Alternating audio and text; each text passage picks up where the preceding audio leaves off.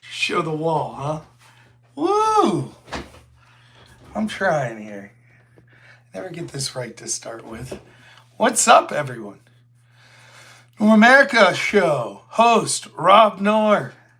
Not at home right now, but that's okay. We'll do a little one. I don't know how long I'll have tonight. I wanted to stream more this week, but work's been a bear. So here I am, finally streaming here. I gotta be honest, it's a little daunting. I'm having a great day. Thanks, Ragnar. It's a bit daunting trying to do politics right now because I feel like the Trump second administration is just so fast. Like, executive orders, deporting people, hoaxes coming up in the media, the left melting down, trying to meme their way through it. And it's difficult to sift through everything. I think that's part of the strategy. Just sort of a blitzkrieg of doing so much stuff that the Democrats and the media are having difficulty like latching on to a narrative. They're trying. They're egg prices, right? Egg prices, of course. The Selena Gomez, is that her name? Crying about illegals being deported, and how many hoaxes we had so far?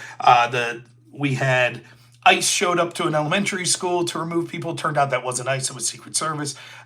We had, Haiti can't take back Haitians because it'll be devastating for their country. But don't Haitians know that these illegal immigrants are the greatest hardworking people in the world? Shouldn't they be more than welcome? We'll talk a little about that. We had the Elon Musk Roman salute scandal, the gnashing of teeth about egg prices, which is hilarious. We'll talk about that a little. And so it's just been very fast. And it's difficult if you're working as much as me to try to keep up with this stuff, which is a shame because I think it's very important. And I think most of the stuff I think is good. Some of the stuff I think there's room to be critical of. But you take the good with the bad. And, until I'm president, I'm never going to find someone who I totally agree with everything. So ultimately, as a whole, I'm much more satisfied with the beginning of this Trump administration than the previous one. There's still obviously a lot to do. We're just at the very beginning of this. Anything could happen. We'll see what happens the first time that there's sort of a big issue, whether it be a conflict internationally or a mass shooting, a stock market crash. It could be any sort of thing, a natural disaster.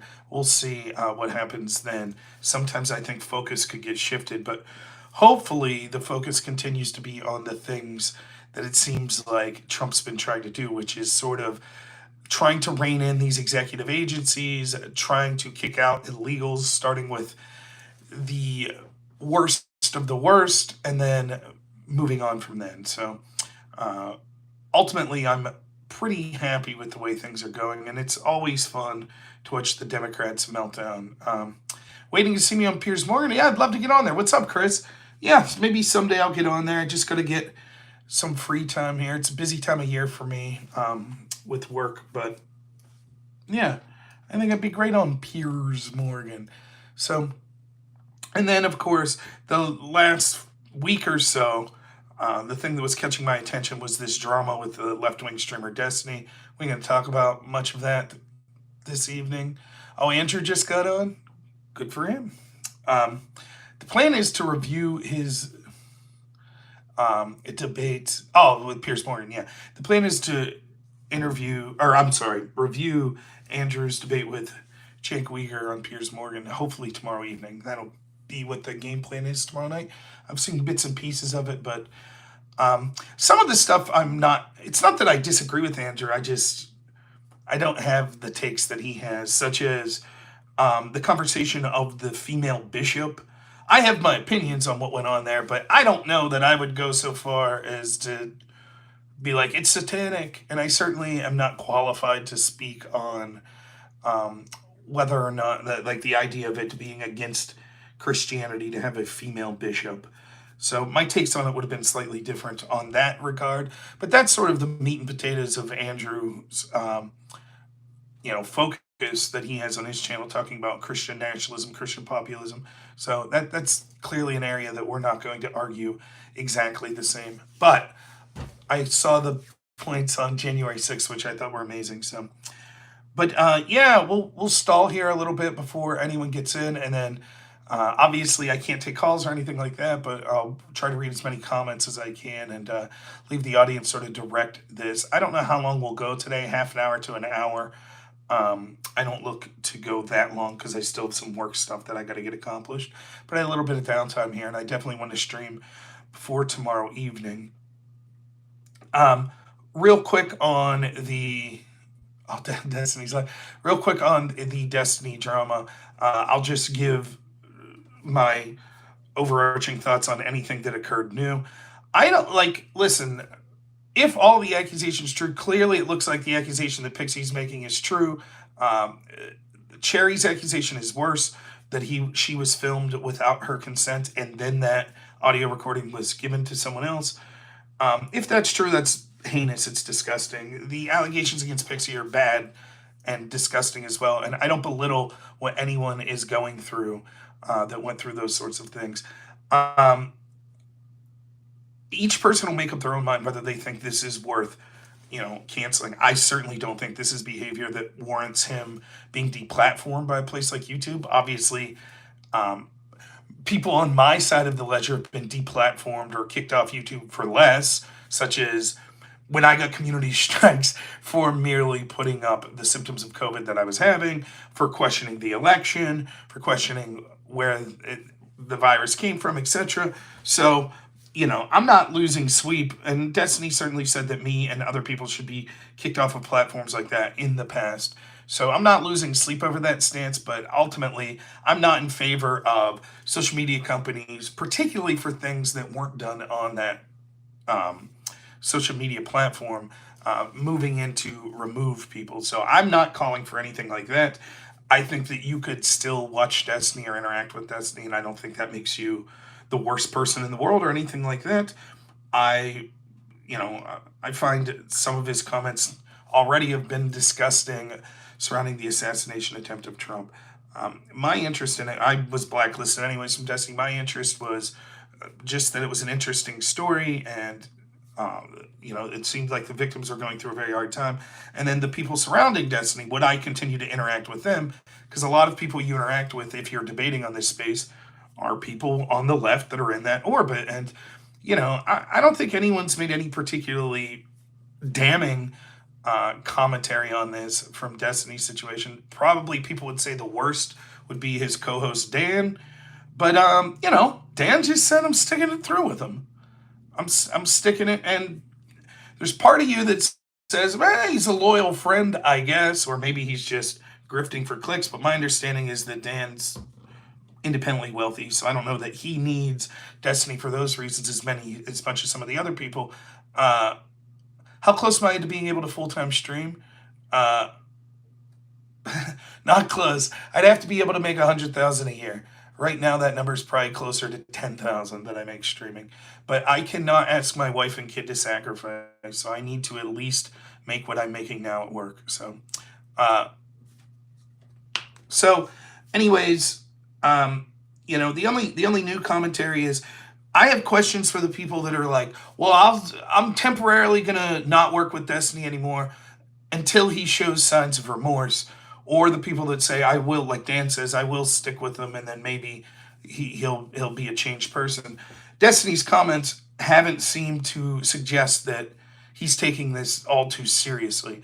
Yes, I understand he can't say much because there are legal cases pending, but when you're memeing out, which he has been, oh, I'm going to come back like Dr. Disrespect, here's my outfit, and other stuff like that, doesn't seem to suggest that you're taking this all that seriously. So at the end of the day, though, I basically said my piece unless something crazy new develops. I think I did a pretty good job of excoriating Connor and Brianna Wu. Brianna, Destiny's bad, but who's worse? President Sunday. Everyone else is worse. It's just, yeah, okay. So, but that's it. little internet dramas for you. Okay, let's jump into the politics. First thing I wanted to talk about is sort of the reaction you see from so many people on the left. I think they don't understand, like the Democrats, whether it be the streamers, the people on X, the media people, or the politicians themselves. I don't think they know how to react right now.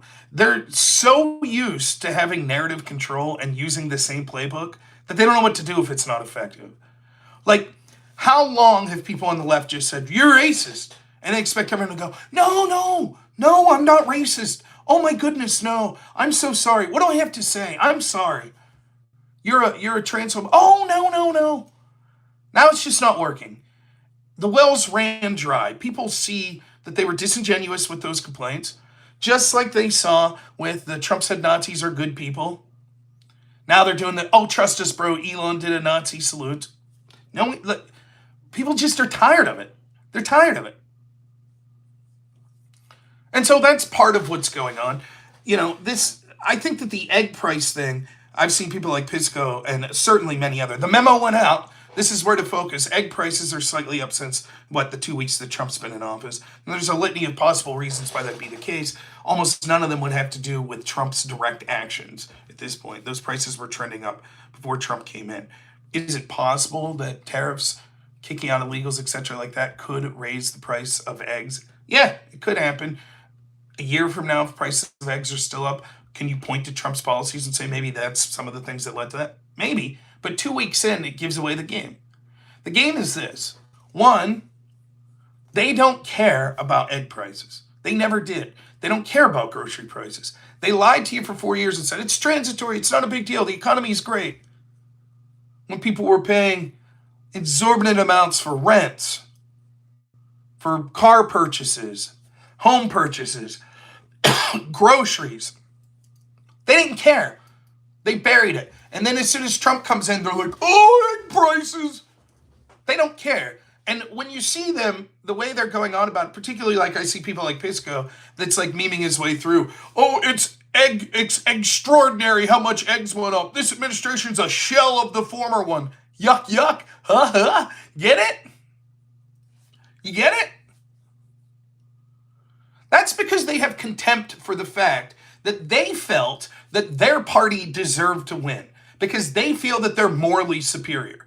They hate the fact that Americans said, "Hey, this Democratic administration isn't working for us. We're struggling financially." They lied to you. They kept saying, "No, the Biden administration, no, it's a great economy. It's great. One of the best economies ever." How many times in the past 4 years under the Biden administration did I say, "I don't understand Biden's strategy here. I don't understand it"? Why aren't they saying, "Yeah, the economy's real tough, but it's not our fault, it's Trump's"? Instead, they're like, "Nah, inflation's transitory. It's okay. Actually, it's a great economy." How many times did you hear me say on my show, I was like, imagine being a Biden supporter who's struggling to financially get by. And you're like, "Oh, I wonder what the guy I voted for, what his plans are to help." And so you tune in to him and the Democratic Party and their media apparatus, and they're all like, "Yeah, the economy's great." What's the implicit message there? Well, then it must be your problem if you're struggling because the economy's fantastic. Of course, once the internal polling showed in an election season that things weren't looking that rosy for them, of course they tried to virtue signal to caring about the economy, but too little too late. We're seeing double-digit year-over-year inflation, or near it. People couldn't afford that. And not only was there no help coming, they tried to gaslight you and tell you it wasn't a big problem. So they're pissed. The Democrats are pissed. How dare Americans notice that? How dare they complain? We gave them enough table scraps. Don't they realize how morally righteous the Democrats are? They're the party of joy. And now they're pissed off because Americans were concerned about their border, their economy. So what are they going to do? They're going to be facetious. "Oh, it's 1 weekend, egg prices. Oh, it's Trump's fault." Because they know that they ignored it all under Biden, just like they ignored his cognitive decline. Now let me steelman one of their arguments just to show you as best as possible what they're arguing. "But isn't it true? Isn't it true that Trump said that prices would come down day one?" Yes, Trump is a used car salesman. It's baked into the cake.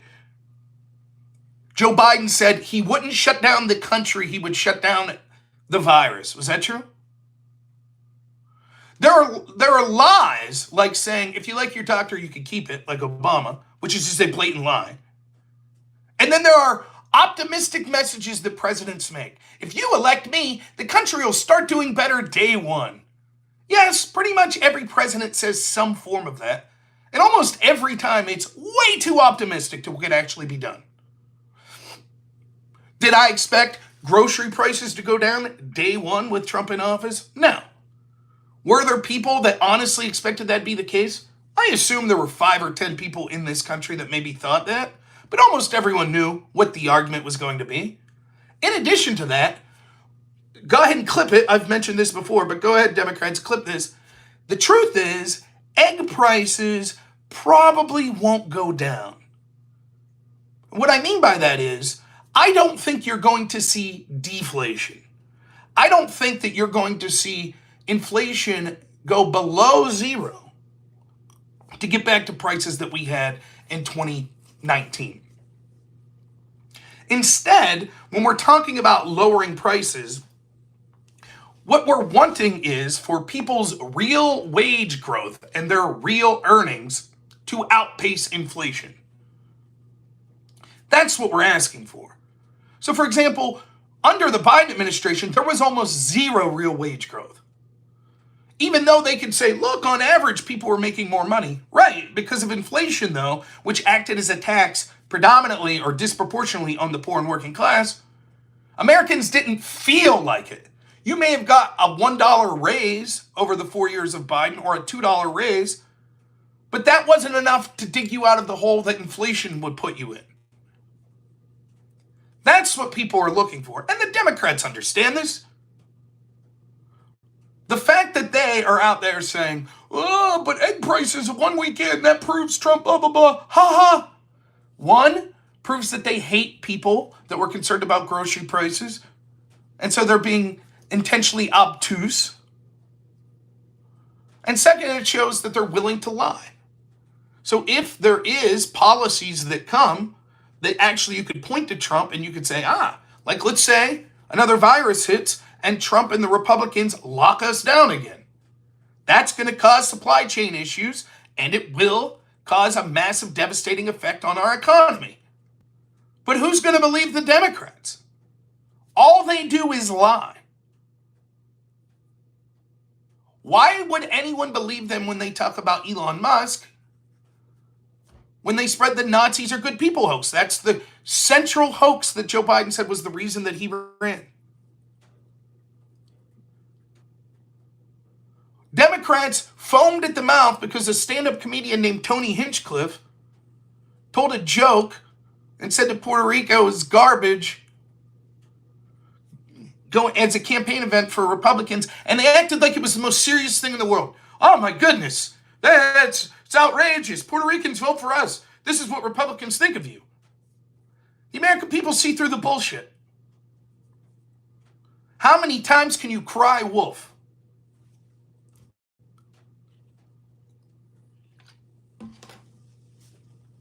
So let them meme about eggs and shit like that. No problem. They need something. They have nothing else to talk about. ICE raids are beginning. They look good. Listen, I know there are people that are staunchly like, won't be happy until all 30 million illegals are kicked out of the country. That I understand. I'm not of that belief. I'm of the belief that if you start getting rid of the worst, then eventually what will happen will be other people that are here illegally, particularly the worst of the worst, will self-deport. And then you may not end up having to deport all 30 million. We'll see. It needs to be millions. It certainly does. But I think this is a good step. And I think the publicizing of it is a good step. Yes, it is true that Obama deported people, which is another point to see the hypocrisy of the left. I don't remember any celebrities with tears screaming and gnashing their teeth when Obama was deporting criminal illegals. But the fact that it's being publicized and you see Tom Homan on the street is great. One of the big reasons when they asked a lot of these illegals that were coming to the border under the Biden administration, why did you come now? They said, because Joe Biden, because the Democrats. They signaled that we'll be allowed in. They said we'll get a bunch of free stuff and it won't be a criminal thing. And so reversing that signal goes a long way to stopping the influx of people at the border and convincing illegals that are here to self-deport. Make them live in fear if they're illegal. Could be tomorrow. Could be. Better to go home without being forced. How about that?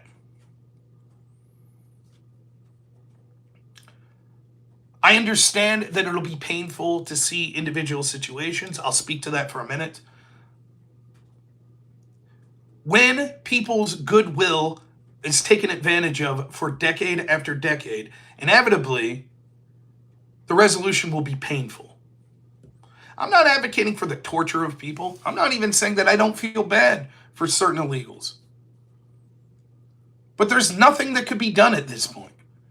Because Democrats and establishment Republicans sold out the American people and encouraged these de facto open borders for so long, now there is no choice but to deal with it swiftly and harshly if we want to have a country for the American citizens.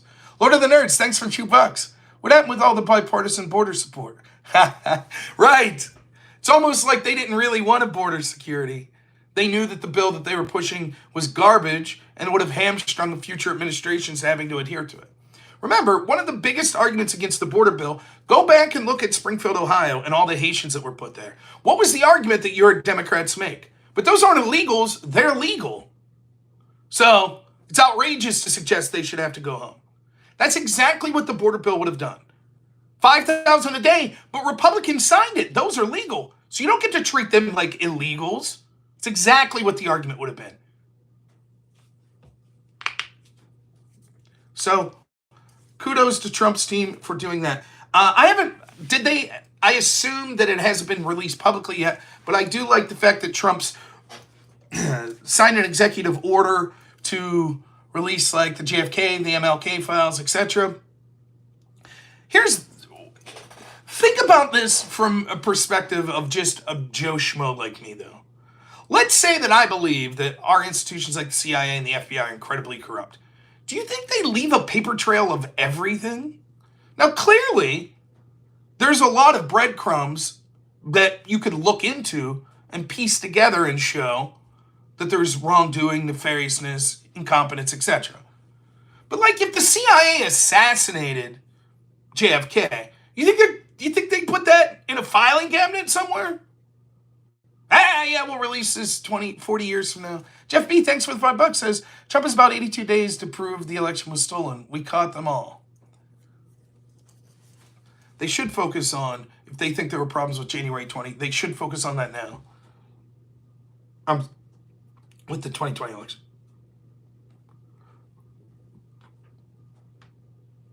So, I don't know how much you'll see in these files, how much will be unredacted, but it's a good step. And they ought to release stuff completely unredacted, particularly stuff like that and stuff that's more contemporary, like the spying and the lawfare against Trump.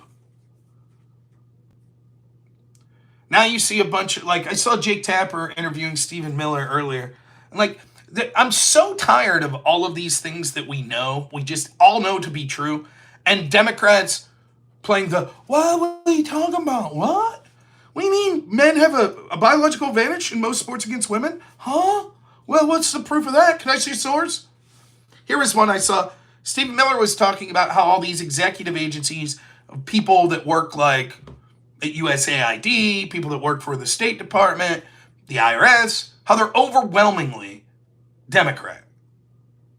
And Jake Tapper's like, I don't see proof of that. And he's like, for example, USAID, 95% of the employees there donated to Democrats or Kamala.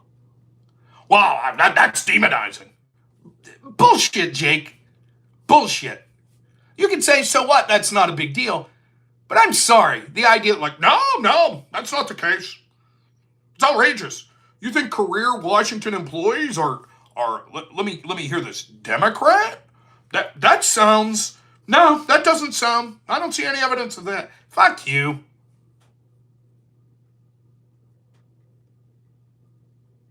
They engage in this corruption over and over. They're okay with it. And then when you start calling it out, they're like, whoa. And that's sort of what you see. All of the lawfare against Trump didn't have a problem with. Now trying to fight back against that lawfare. Oh, that's political. All the DEI stuff, that wasn't politics. That wasn't political. But rescinding the DEI stuff, that's political. Then did you see one of the media hoax stories that came out? So DEI, executive order's been sent, which is great, to end DEI and all these executive agencies. And the Air Force came out and was like, we can no longer teach about the Tuskegee Airmen. This is something that happens all the time. It's all these book banning stories that you heard. Like a governor will come out or a state legislator will come out and be like, you can't have porn in elementary schools. And they'll be like, oh, I guess we can't have the Grapes of Wrath. They said no Grapes of Wrath. Can't have To Kill a Mockingbird. No Romeo and Juliet. That's what the evil Republicans say. No, you shitheads. What happens is you try to say something reasonable like that and pass legislation. Then the people that wanted the porn, they were cool with it. They wanted genderqueer and all of those books in with third graders. One of the ways they protest is by getting rid of books that no one ever suggested so that they could have a media story. See? Look what they did. Same thing here. We don't want you having DEI programs that are focused on race. Also, we can't talk about the Tuskegee Airmen? No one said that. That's what they said. No Tuskegee Airmen. Fuck them. And it's going to be like that. You wonder why they're clearing out all of these people? Great. That's why. That's the type of shit. It's like pulling teeth. That bureaucracy is what Washington really is. If the bureaucrats, the unelected middleman bureaucrats at the IRS, the State Department, the FBI, the CIA, if those people hate you and your agenda, they can grind it to a halt. Death by 1,000 cuts. That's why you get rid of those people. Check out James O'Keefe's videos. How many times are some stupid Washington bureaucrat gonna go on a Tinder date with someone and then immediately start blabbing, oh yeah, we're trying to take down Donald Trump. Like, I can only imagine how insane the Cold War was at the height of it, right? Where you actually had like two nations vying for the world superpower rule. And you used to hear about all this like crazy intrigue, all these old movies, attractive spies sleeping their way around, getting all this information. Dude, they didn't even have to sleep with them. You just go out to Applebee's or something and get some fucking apps. And these people are blabbing there. Yeah, we're all trying to get Trump. Yeah, I've talked to former generals. Yep, we're trying our hardest. It's insane. And they're so brave. It's because it's been the worst kept secret. That's why, right?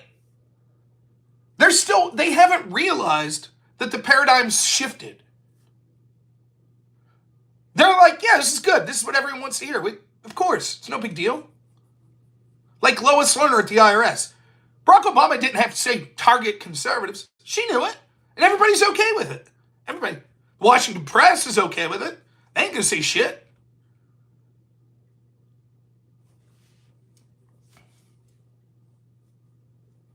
Well, what about the fact that Trump's fired all of these inspector generals? So Obama did. Good. Get rid of them. They fucking suck. The FBI's been so corrupt. Where have the IGs been? Well, technically, they're allowed to do this. It's within the... See ya. We'll see how it plays out in court. Same with birthright citizenship. I've heard compelling arguments that the 14th Amendment doesn't include birthright citizenship for various reasons. Thank you, Luce, for $2. That's on Same High's message to Elon and Vivek. Give me a second, I'll get to it.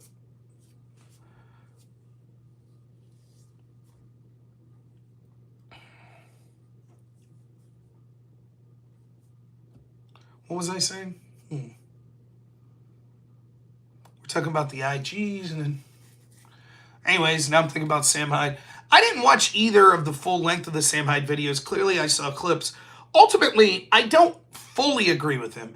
I don't have a problem in theory with O2 and H-1B visas if they're very limited and they are applied to people that are skilled, amongst the best, that people in our country could use, that they're brought in temporarily, and most importantly, that they're willing to assimilate to our country.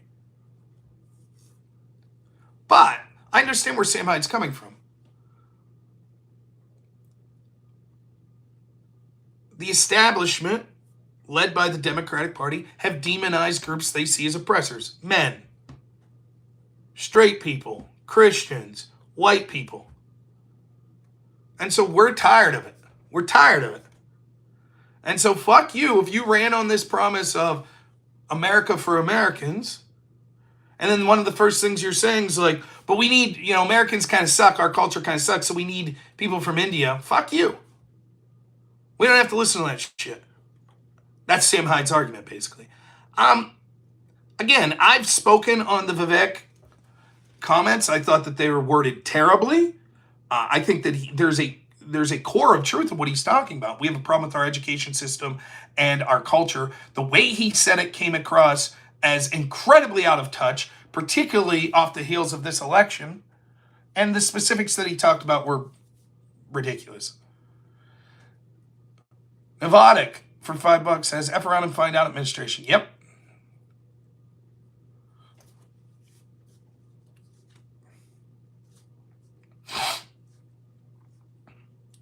Every time we talk about illegals, we're constantly told how they're the greatest people in the world. They commit less time than Americans. They're harder working and willing to work for cheap.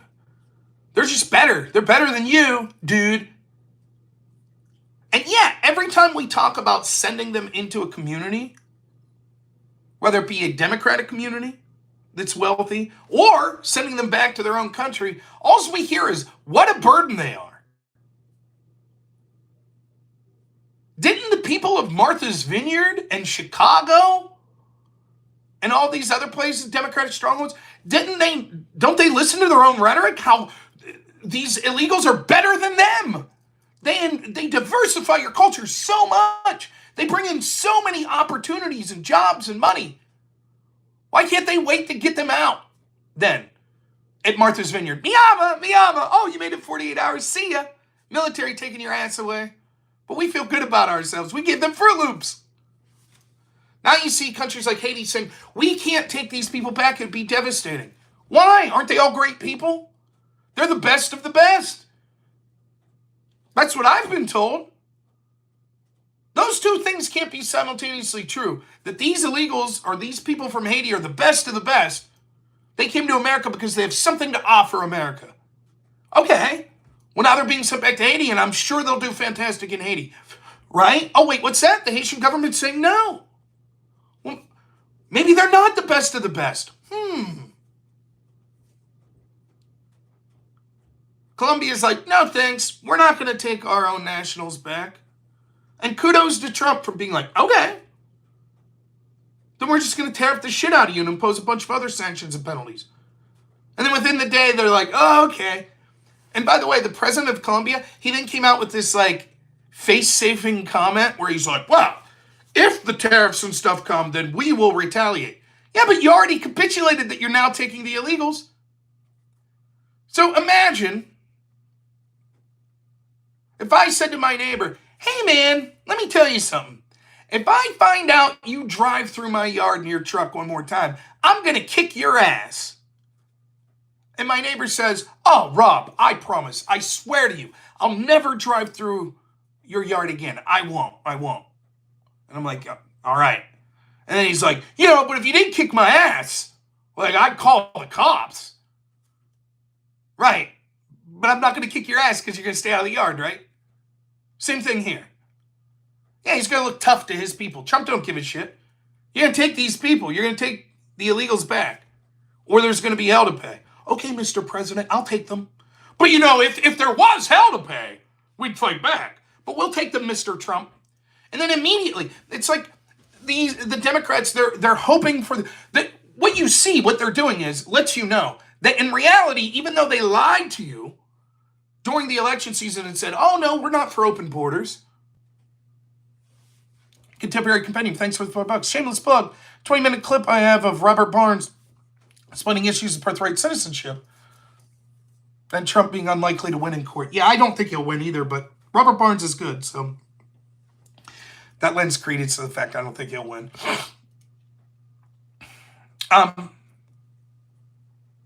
They lied to you. They lied. Because now, every excuse and the reason why we can't send... Remember, I'm open to hearing arguments. Some of the people that are... We deported 1,600 today. And 5 of those were good people. Vita, thanks for the $5. Charlie Kirk.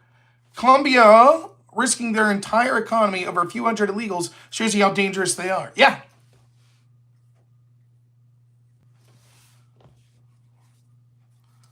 So... they told you, we saw their actions with Joe Biden, rescinding all the executive orders, the crisis number of illegals that were coming, them being like, I don't see a crisis.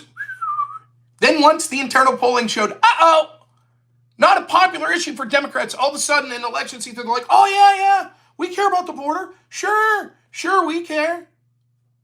And so now we're like, okay, we'll start with the worst criminals, the MS-13 members and stuff. They're like, no, you can't do that.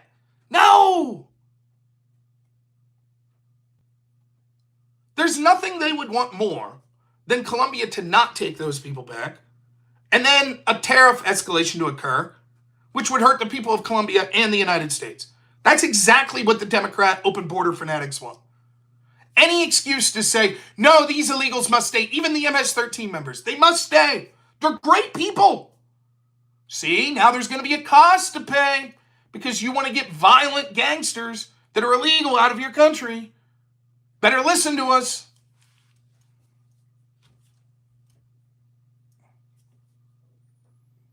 Again, I can't say this enough. If the Democrats are right, and these are all great people, why aren't places like Haiti and Colombia welcoming them with open arms? Whew! All of our hard workers and scientists and artists fled to the United States. But now they're being sent back. Great! There'll be an incredible benefit to our country. Isn't that what they'd be saying? Huh. It's almost like they know that narrative is bullshit. Again, I can't stress this enough. Every community, whether it be those countries or whether it be Democrat communities that these illegals get sent to, those communities flip out. Supposedly... I don't think the government of Haiti or the government of Colombia has a reason to be racist against Haitians or Colombians. Democrats claim they're sanctuary, right? Safe spaces. They're not racist. And yet, when these people get sent to their communities, they're like, no, thank you.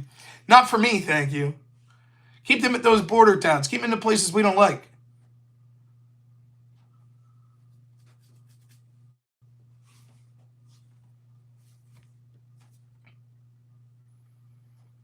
Banning trans people from the military. Good. If I'm schizophrenic, do you want me on combat lines? If I require serious medication to operate day to day, you want me there? My understanding is most trans service people can't serve on combat lines anyways. It's time to start treating it like the mental illness that it is. That doesn't mean you should go out and punch trans people. It doesn't mean that you can't have a trans friend. I don't know how many times I've said this. I had friends that were schizophrenic and heard voices. I'm still friends with them. But I don't believe the voices are real. I'm not going to shit on them because they're schizophrenic. But if they start telling me I have to make accommodations for the voices in their head, I'm going to say no thank you. Sorry. Same here. Mark my words, the violence from the open border advocates and the trans community are going to escalate. They're going to. because they have gaslit themselves into believing that these are life and death matters, and they're, particularly the trans community, there are a lot of people that have mental health issues there anyways. It's a recipe for disaster. Speaking of which, do you remember when that trans Nashville shooter shot up the school?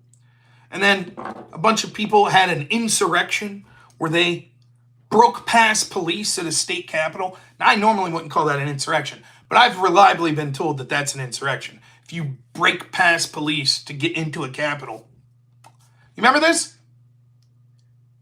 Now, I'm going to screw the numbers up, which I'm very sorry about, but were there 5 murder victims? But all the people that broke into the Capitol, they held up their fingers for all the victims, and they went. Because you see, the trans shooter also was a victim. That's why we never saw the manifesto. That's what was going on there. They're a victim too, because these damn Christians are, it's not really the shooter's fault. It's everyone else's fault. That's the problem, right? Same sort of shit we heard with Black Lives Matter. Well, the violence is the language of the unheard. The downplaying, the excuse making. We'll talk about this at greater length tomorrow, but my goodness, let me just say, and again, you're going to hear me repeat this tomorrow, so it's just on my mind right now. So, for so long, I've wanted to debate Cenk Uygur or Mehdi Hassan on things related to January 6th. Because I have a litany of comments saved from them that they made mocking Trump for having to be sent to a bunker when a bunch of violent left-wingers stormed the White House on May 30th, 2020. A threat that Secret Service took so credibly that they moved our president at the time, Donald Trump, to a bunker, to which many members of the media and our former president, Joe Biden, made fun of Trump for having to be moved to a bunker. So when I watched Mehdi Hassan and Cenk Uygur go on and gnash their teeth about January 6th, such a solemn moment, blah, blah, blah, blah, blah, they don't give a fuck about political violence at all. When it was directed at Trump, they celebrated. They made fun of Trump. Now they're out there, and how many times did I say this is what would happen if you watched me back in 2020? Over and over and over again, I'm on panels with these lefties like, it's out of control. Black Lives Matter, they're rioting. We're being locked down. Black Lives Matter is being allowed to fucking riot on the streets in cities all across this country. And Democrats are just like, well, less than 3 entertainment for $10. Thanks so much. Says trans military members do not meet medical readiness standards. Therefore, they cannot deploy into combat. By the way, this is Aircraft Sparky's new channel name. Less than 3 entertainment. Thank you, sir. Right, that's what I believed as well. They don't give a shit. And what I was told to all these lefties back then, I said, just like, I remember seeing this interview with Richard Spencer in like 2016. And he was asked, like, why is support for you growing so much? Well, what do you attribute to? And he was like, Black Lives Matter. The more that it is mainstreamed that black people play racial identity politics, eventually the other side sees that and says, oh, we'll play that game as well. Same with political violence. If you show over and over again that political violence will be downplayed and treated with kid gloves when it comes from the left, inevitably, people on the right would say, we're going to play that game too. Which I warned the people on the right. I said, but you don't have the institutional power. So as soon as you play that game once, the Democrats are going to lose their fucking mind and they're going to throw you in prison like forever. That's what's going to happen. And that's what happened. Now I have to watch people that not only sat there and watched those lefties engage in violence, but then made fun of Trump for having to be moved to a bunker, that are now going to crocodile tears. Oh, but what were the Republicans did? January 6th, it was too much. No. Meanwhile, Joe Biden, 2 weeks after, May 30th, 2020, are telling Trump to go back to his bunker. Imagine if Trump said that to AOC or someone. They would have said, oh, that's more evidence that he engaged in an insurrection. Hell, Trump says fight like hell, but go be peaceful. And they're like, oh, that means literal physical violence. But Joe Biden mocking Trump for being in a bunker when violent lefties attacked the White House. By the way, to my knowledge, over 100 Secret Service agents and law enforcement were hurt on May 30th. To my knowledge, I believe I read one arrest. One? Now, I'm hoping that there was more than that, but it was appallingly low. No huge internal investigations. No looking at Democratic politicians to see if they spurred it on incited it by telling people to fight.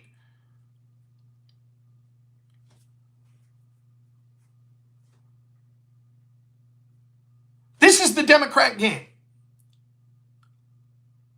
Turn a blind eye to corruption, violence, bad economy, bad border, kids in cages, whatever, when they're doing it. And then as soon as the other side does go, oh my God, no!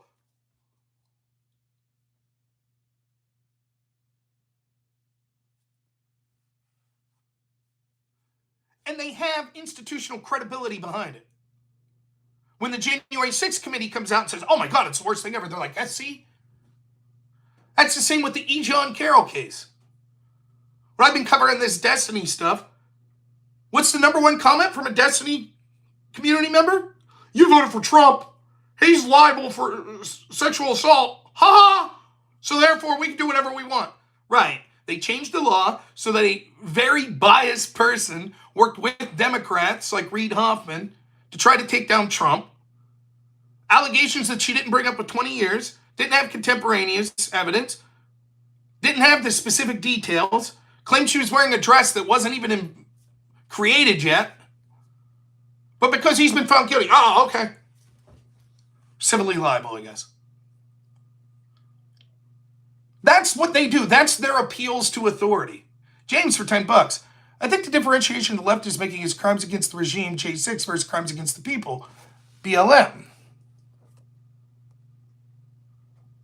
They care about the former, not the latter. That's not true. They're not differentiating. I'll get to it in a second. Abject Fool for $5. Have you seen Andrew Wilson debate Cenk Uygur yet? Which populist would you like to debate and on what? I'd like to debate Cenk, Mehdi, January 6th, all that stuff's good. Yeah, I'm going to be reviewing Andrew and Cenk's debate tomorrow.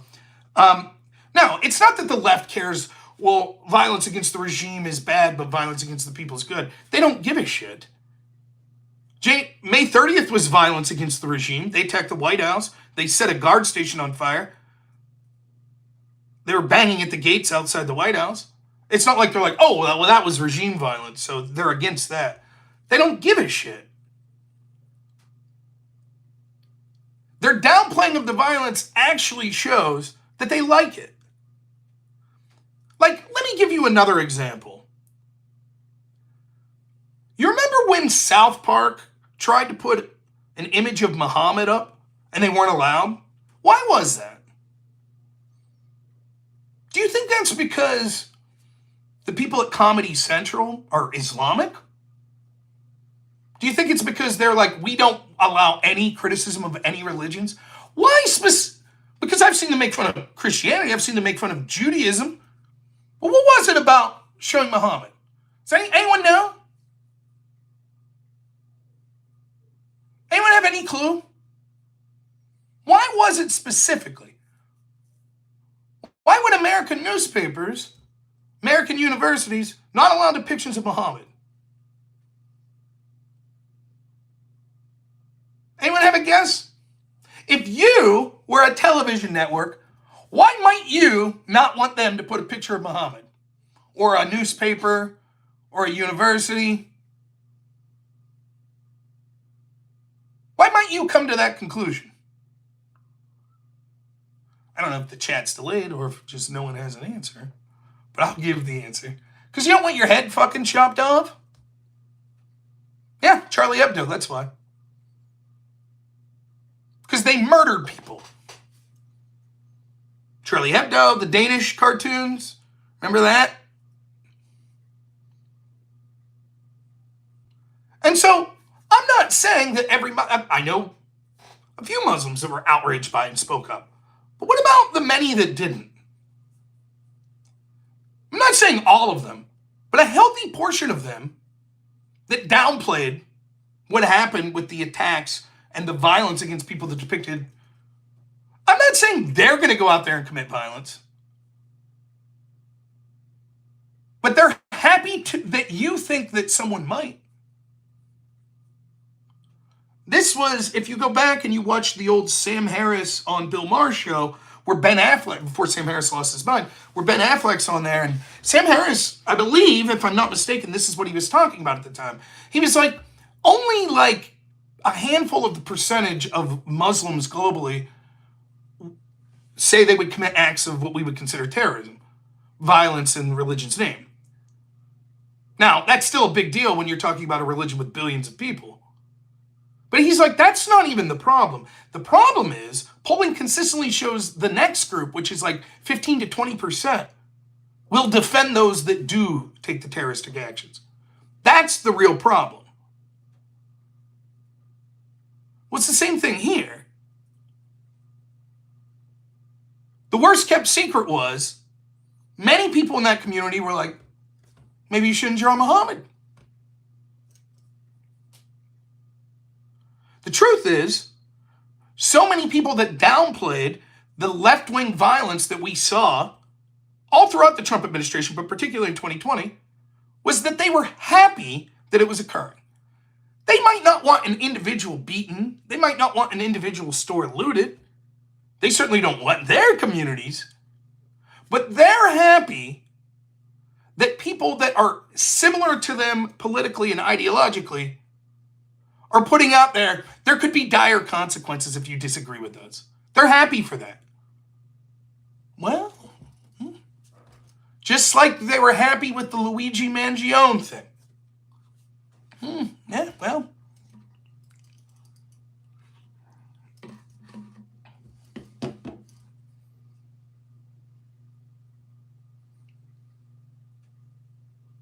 They were happy when they were happy on Trump's inauguration when there were riots. Well, that's just the price of business. Trump's terrible. Shouldn't have elected Trump. You elect Trump, maybe violent left-wingers will go do some crazy shit. Everybody knows 2020, election night, the reason that businesses around this country and cities were boarding up their stores wasn't because they're afraid Trump supporters were going to loot and riot.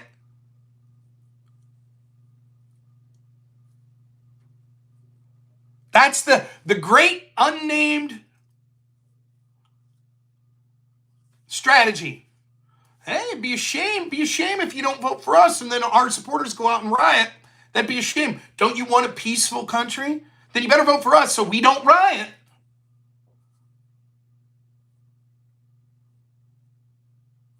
Cancel culture, another thing.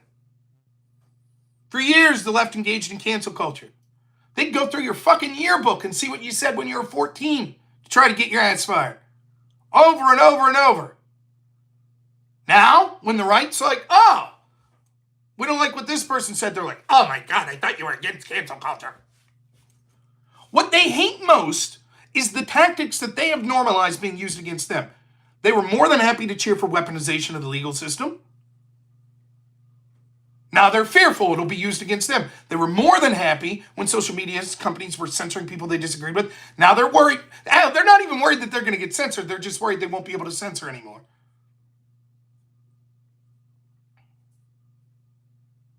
You know how many comments I've got in the past month that how horrible I am for trying to cancel Destiny? Started when, I don't know if y'all remember when Destiny basically said, he made fun of Corey Compatore, this firefighter dying, said all Trump supporters are fucking around and finding out if they go to a Trump rally because they're going to a rally if someone's evil, so maybe they'll get shot. Oh, well, that's bad decision-making on your part for supporting Trump. Fuck around, find out. That's what he said. And then when asked directly by his co-host, did you want that bullet to kill Trump? He said, I can't really answer because of terms of service, but what I will say is the bullet being fired and missing was the worst thing that could have happened. So he said. So, when Destiny's got a show, by the way, this isn't some 10-streamer Andy. This is a millionaire who's setting up a network where he's talking to Democratic candidates for the DNC chair. So when I ask those DNC candidates, do you support this language? Why is Rob trying to cancel Destiny? That would be the equivalent of, one second.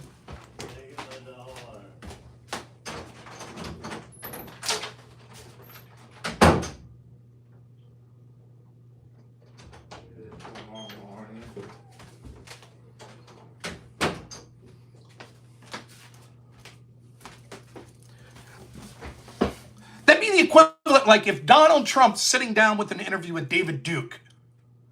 Are you really telling me that the Democrats would be like, fair enough. No one's going to say, Trump, you know what David Duke said, right? No, they wouldn't say that. They wouldn't at all. Fuck, anytime someone sits down with an interview with Tucker Carlson, the Democrats slip out. I had one person, I don't give a shit, I'll say their name because they've said shit publicly, but they've also sent me DMs. Y'all remember a person by the name of Tachyon Blue? Tachyon Blue was someone that came on and wanted to talk to me about the documentary that he's putting together about Gamergate. So about a year or so ago, I brought him on. It was very awkward. I try to accept offers from people that say they want to come on and talk about stuff. Sometimes I know that it's not going to really fit with my channel, but I still try to open my mind. He sent me, I thought he just wanted to talk in general about Gamergate. He sent me like a 7-page syllabus of all these names of people I've never heard of. Well, first we'll start with this, and we'll go through this person and this person and this magazine. And I'm just like, okay.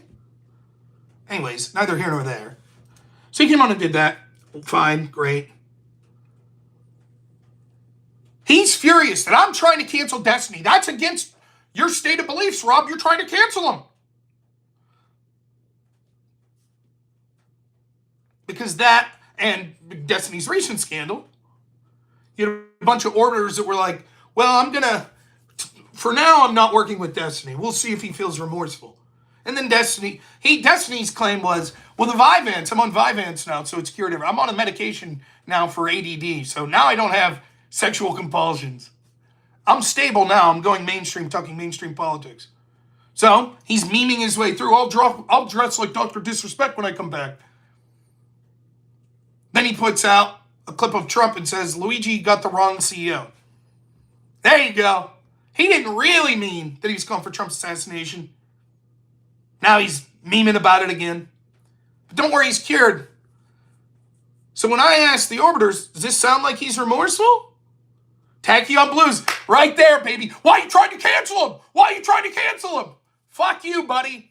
I offered for Tachyon Blue to come on and he could talk to me. He's a fucking coward. In addition, someone who is going that far and trying to point out to the people that are commenting to the orbiters that say, I think that Destiny might be remorseful, that this doesn't show actions of remorseful, to try to sweep for that and claim that that's cancel culture and you can't engage with that. So then I guess the alternative would be that no one's allowed to point that out. You're not allowed to point out that Destiny doesn't seem to be showing remorse. In other words, Tachyon Blue would very much like for victims and people concerned with the online community to not say shit about Destiny. Fuck you, buddy, sweeper. We know that you're probably trying to connect to him so you could get some sort of clout or some shit like that, but go fuck yourself. Hope I made that clear, coward, who won't come on the show and talk about it. And then I love in the DMs, it's always shit like this, too. I'm not going to talk verbatim or release DMs or anything like that. Hey, buddy, I thought you were better than this. I was concerned. I thought you were better. Fuck your faux concern, your backhanded compliments. Hey, you're so smart. I thought you're good. I hoped better for you. Fuck you. I directly asked him, so if Trump got an interview with Nick Fuentes and a bunch of Democrats started saying, what? This is what Nick Fuentes said. You'd be fine with that. He said, yeah, I wouldn't comment on what Nick said. I'd say that's perfectly fine for Trump to sit down with Nick. You think he would have reached out to Destiny or Pisco or anyone else that said, oh my God, Trump's reaching out to Nick? You think he would have? You think he would have publicly said shit? Fuck you. So tired of these bad faith hacks. No time for them.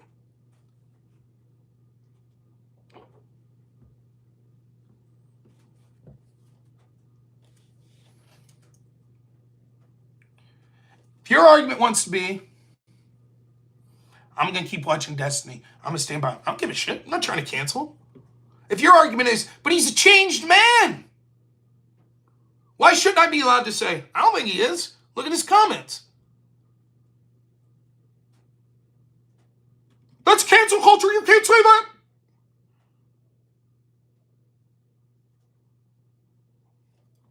Anyways, a little rant there. Same shit, though, with Cenk and Mehdi and all these other people. Made fun of Trump. Didn't just downplay the violence on May 30th, 2020. Made fun of Trump for having been moved by Secret Service into a bunker.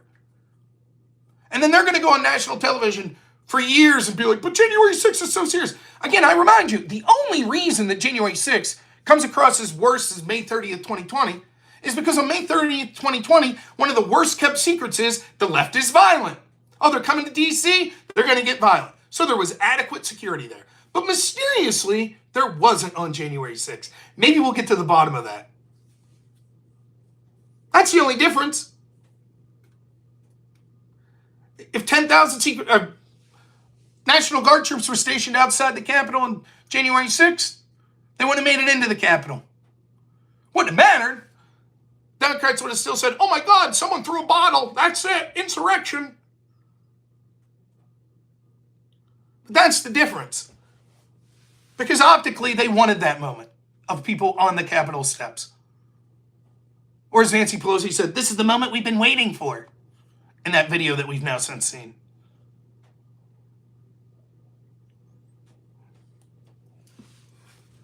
So if you see the clip of mine up on YouTube of me talking to a Conaboy the other day, well, Rob, my concern is obviously everything that Trump's suggesting to do will be massively unpopular. And so my concern is obviously the Democrats will win in 2028, but then they'll steal the election. They'll say, no, we're kicking to the vice president and the vice president, the alternate elector scheme, except this time a corrupt Supreme Court will go with it. That's my ultimate concern. Fuck you.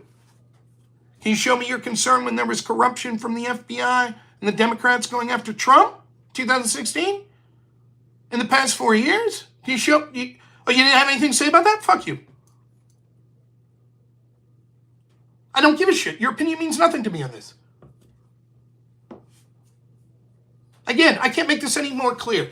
It would be the equivalent of you cheering for the assassination of Trump and then going, but my concern is Republicans might cheer for the assassination of their opponents. I don't give a fuck what your opinion is on this. They're always demanding you condemn a hypothetical scenario while they cover up the real scenarios that have actually occurred of corruption on their side. They want you to condemn egg prices a week into Trump's presidency while they defended the inflation of groceries for 4 years under Biden. That's what it comes down to. If there's one post from anyone at the White House to any social media that's like, hey, can you remove this one post? They'll flip the fuck out. But they didn't have a problem with NGO cutouts and federal agencies pressuring social media companies over and over to censor things critical of Democrats. Hell, they even kicked off the president of the United States, Donald Trump, of Twitter.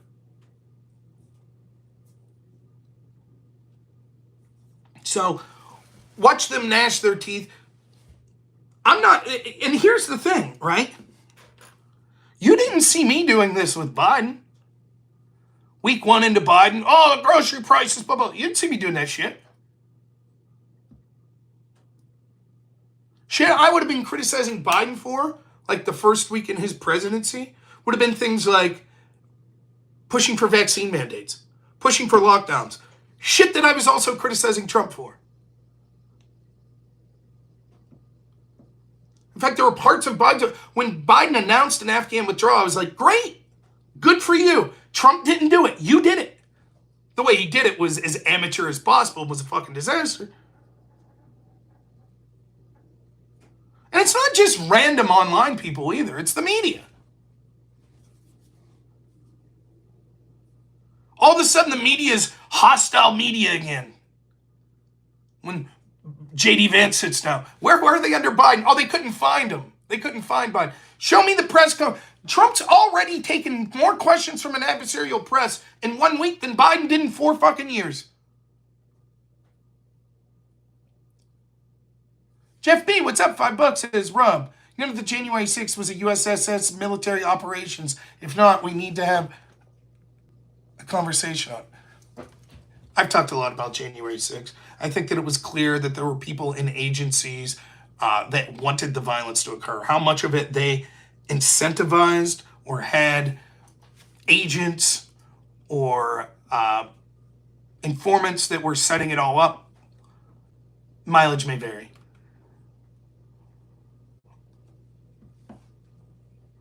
So, all right, that about wraps her up for today. So, tomorrow I should be streaming between 7 and 8 p.m. Hopefully we'll cover the Andrew Wilson Cenk Uygur debate on Piers Morgan, or at least the majority of that debate. I think maybe I have an interview coming up Thursday. I'll have to check on that specifically. And then other than that, you should see me Wednesday, Thursday, Friday.